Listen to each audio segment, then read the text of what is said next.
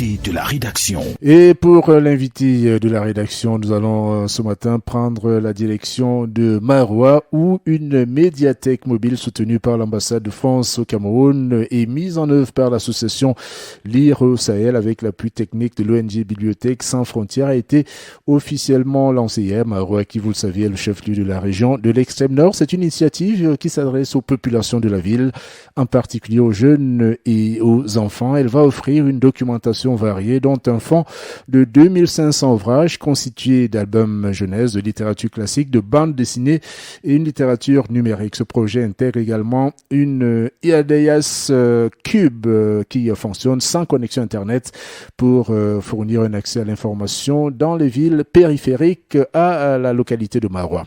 Notre invité ce matin est donc le coordonnateur Mota Andal, qui est Lire au Sahel. Il s'appelle David Waneda et il répond ici aux questions de Larissa Giacomo. Bonjour, je m'appelle David Waneda, je suis coordinateur de projet et aujourd'hui je coordonne le projet Mota Andal qui est mis en place par l'association Lire au Sahel. Donc je suis par ailleurs le président de l'association et aujourd'hui nous lançons officiellement le projet Mota Andal. Ça veut dire quoi déjà ? Mota Andal, ça veut dire en langue fulfulde le véhicule du savoir, la voiture du savoir. Et nous avons voulu mettre en place ce projet parce que il y avait un besoin primaire, un besoin d'accès à la lecture, particulièrement chez les jeunes. Je ne parle même pas des 30 000 étudiants de l'université de Maroua qui n'ont malheureusement pas accès à une documentation riche et variée. Et donc nous avons lancé ce projet il y a les réflexions, j'ai envie de dire, ont commencé il y a 3 ans et nous avons soumis ce projet à l'ambassade de France et ça a été validé. Et donc grâce à ce financement, nous avons eu à acheter 2 tricycles mobiles parce que ça rentre dans notre environnement, parce que c'est adapté à nos routes, parce que ça peut aller dans les quartiers. Et donc ces tricycles sont dotés de plein de dispositifs, un fonds documentaire pour tous les publics. Et j'insiste encore particulièrement chez les plus jeunes parce que c'est eux qu'on souhaite attirer vers l'intérêt de la lecture et du livre. Voilà, donc nous avons des animateurs, nous avons également des dispositifs qui sont propres à notre partenaire technique qui est Bibliothèque Sans Frontières et qui ont l'expérience dans le domaine de l'animation autour du livre. Donc nous apprenons à côté d'eux et aujourd'hui c'est le lancement officiel de ce projet-là. Alors qu'est-ce que vous mettez à la disposition de ces jeunes-là aujourd'hui en termes de livres, en termes d'ouvrages ? Des ouvrages assez variés.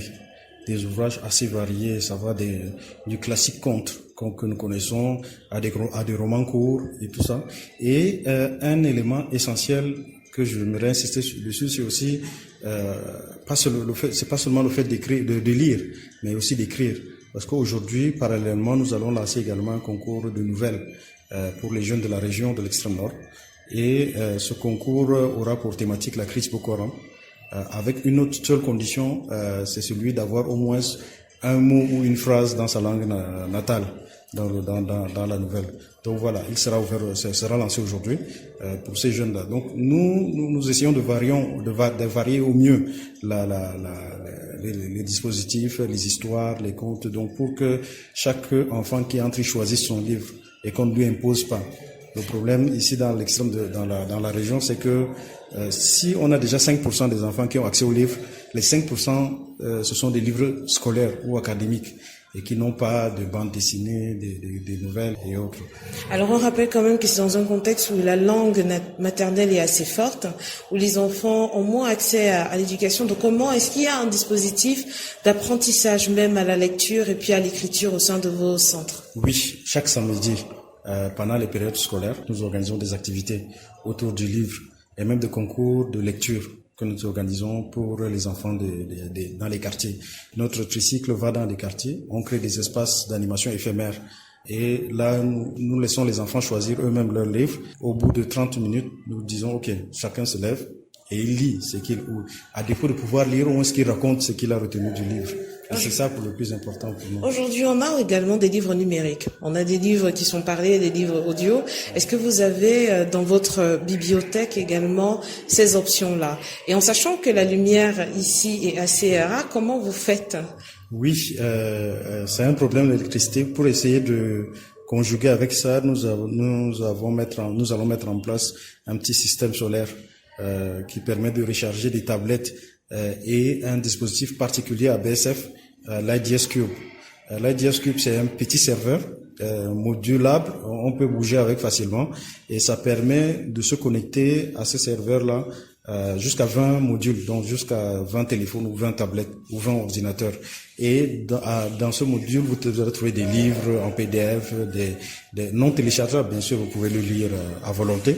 Il y a également des vidéos, des audios sur comment faire ceci, comment faire cela, le WikiHow en général. Donc, voilà. On va suivre par là. Alors, quel est le dispositif en termes de ressources humaines que vous avez pour couvrir tous ces besoins et quelle est l'étendue en termes géographiques de votre couverture? Est-ce que c'est seulement l'extrême nord? Est-ce que c'est le nord? C'est la Damawa?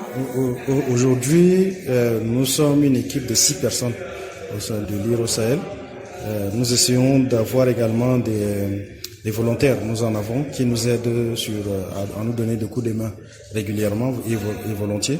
Et pour ce qui est de la couverture, nous avons déjà beaucoup de travail pour ce qui est de Maroua. Énormément de travail. Ça prend beaucoup d'énergie, c'est chronophage. Et donc, le challenge serait déjà d'avoir un pied sur Maroua et le reste, ça va venir, je pense. Merci à vous, madame. Voilà l'invité de la rédaction ce matin, David Waneda, coordonnateur du projet Mota Andal. Il répondait donc aux questions de Larissa Giacomo à Maroua dans la région de l'Extrême Nord.